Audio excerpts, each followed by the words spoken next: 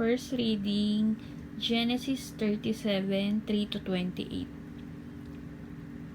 Now Israel loved Joseph more than any of his other sons, because he had been born to him in his old age, and he made an ornate robe for him.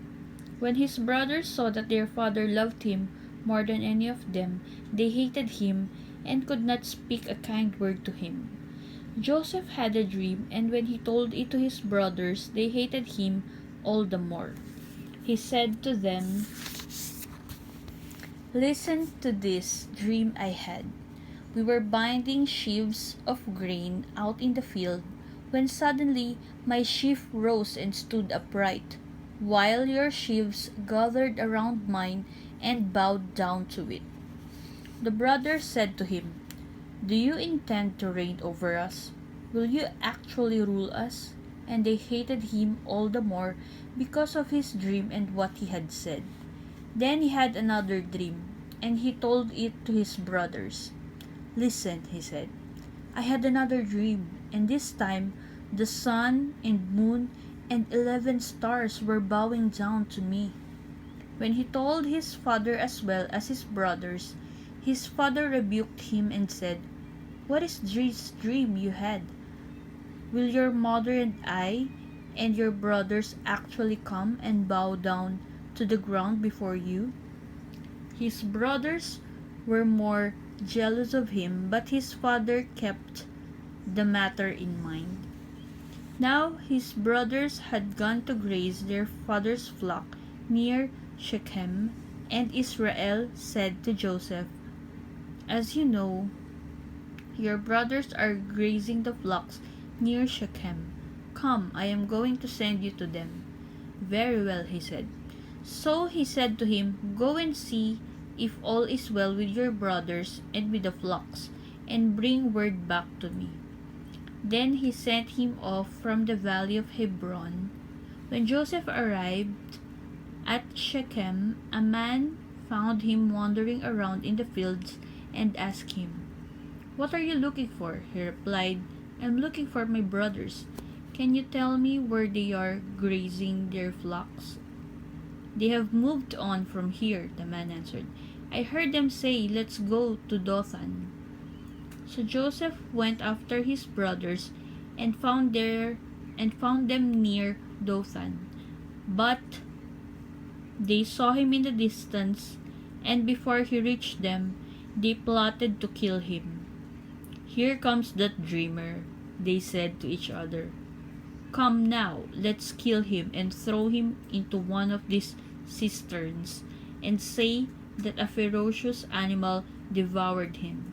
Then we'll see what comes of his dreams." When Reuben heard this, he tried to rescue him from their hands. "Let's not take his life," he said.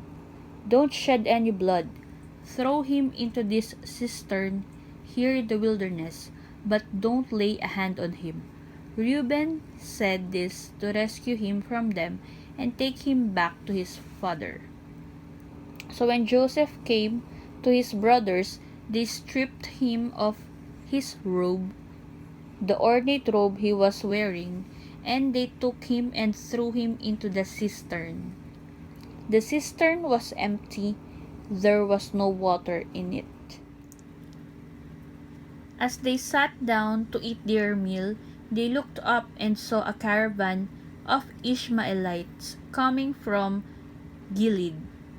Their camels were loaded with spices, balm, and myrrh, and they were on their way to make them down to Egypt. Judah said to his brothers, "What will we gain if we kill our brother and cover up his blood? Come, let's sell him to the Ishmaelites and not lay our hands on him. After all, he is our brother, our own flesh and blood." His brothers agreed. So when the Midianite merchants came by, his brothers pulled Joseph up out of the cistern and sold him for 20 shekels of silver to the Ishmaelites who took him to Egypt. A reading from the book of Psalms 16 to 21. He called down famine on the land and destroyed all their supplies of food. And he sent a man before them, Joseph, sold as a slave. They bruised his feet with shackles, his neck was put in irons, till what he foretold came to pass, till the word of the Lord proved him true. The king sent and released him, the ruler of peoples set him free. He made him master of his household, ruler over all he possessed, to instruct his princes as he pleased, and teach his elders wisdom. A reading from the Holy Gospel according to St. Matthew 21:33 to 46. Listen to another parable. There was a landowner who planted a vineyard. He put a wall around it, dug a winepress in it, and built a watchtower. Then he rented the vineyard to some farmers and moved to another place. When the harvest time approached, he sent his servants to the tenants to collect his fruit. The tenants seized his servants. They beat one, killed another, and stoned a third.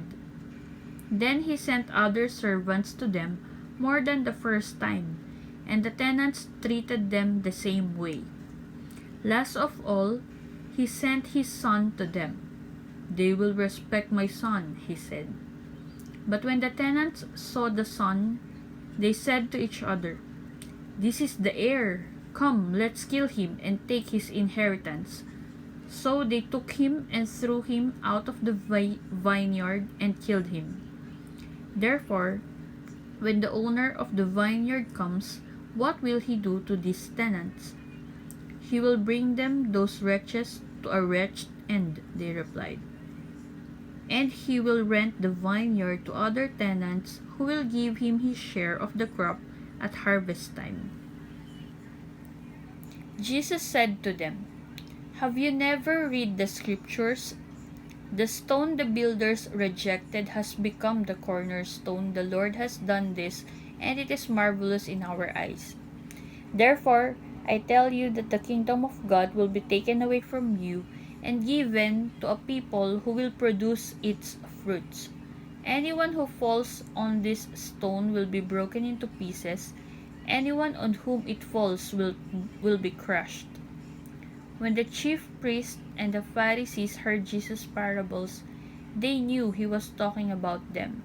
They looked far away to arrest him, but they were afraid of the crowd because the people held that he was a prophet.